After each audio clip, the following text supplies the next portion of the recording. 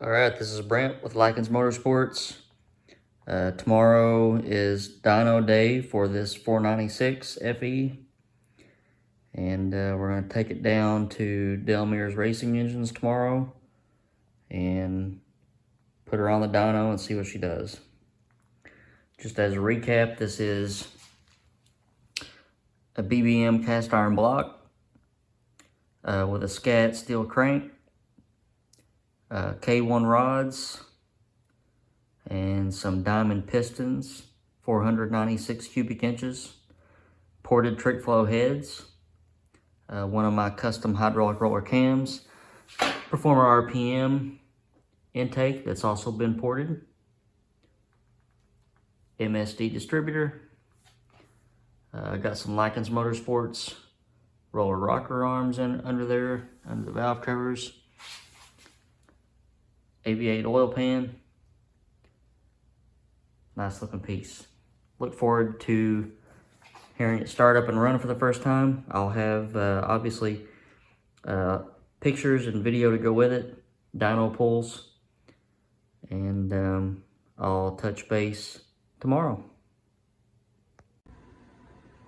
All right, so got the engine back home, and I had a pretty full day yesterday. Got up and I was at the dyno at about 8:45 in the morning and dynoed until lunchtime.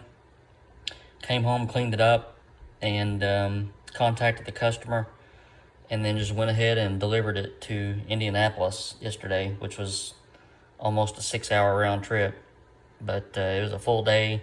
That's why I didn't get to get around to posting the results and the videos on this engine yesterday. So it's Saturday morning, and here's the dyno sheet. The engine did fabulous. I was really pleased with it, and I called my head porter on the way home and patted him virtually on the back.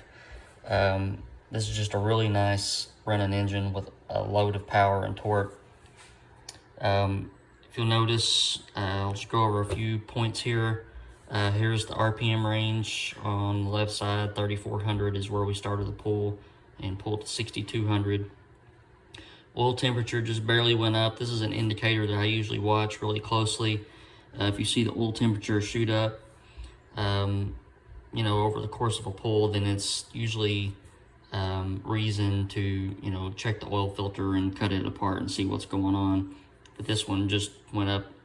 It was like 2 degrees, so very typical. Water temperature, about 180 degrees. We try to pull the engine at the temperature that it will be used at. So on a street car, 180, 185 is usually where they run. You'll see me do my drag race stuff a little colder than that. Oil pressure, bearing clearances were a little tighter on this one because we used the coated bearings, and high volume pump and everything dialed in really good, restricted at the head and everything. So started the pull at 80 psi, went up to about 96 psi. That's with 10 W30 valvoline VR1. Air fuel ratios, I usually try to get these in between 12.5 and 13.5. That's where the engines usually make the most power. This one sat right in there. This was without no air cleaner. Sometimes when we put air filters on, it richens the air fuel ratio out, especially in this type of application. This engine's going in a Shelby Cobra replica. Not a lot of hood clearance for big air filters and everything, so I would expect to see air fuel ratios drop, a quarter to half a point with the small air cleaners that we can use on those cars. So for the good stuff, 650 pound-feet of torque peak at 4,200 RPM. At 3,400 RPM, it had it didn't fall back much. 640 pound-feet. Started the pull 426 horsepower. This is a picture of a picture, basically. I gave the dyno sheet to the customer yesterday, and forgot to make a copy of it myself, so a little bit harder to read. At 5,800 RPM, we had 640 horsepower, and it just went up several horsepower, peaked at 6,200 at 643 horsepower. So when the hydraulic roller cam is designed the way it should be, you know, we can pull these engines on up. So it's just a good, solid piece. In comparison, the last engine that I did with similar parts to this in street trim was a 511 cubic inch FE with some cylinder heads made by a different vendor. They were CNC ported and also flowed around 350, 360 CFM.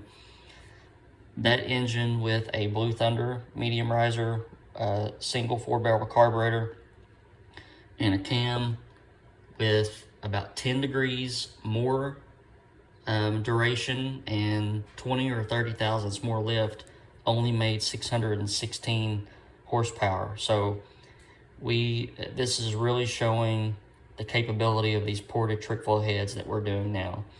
You know, we're roughly 30 horsepower above what that larger engine made with a larger cam.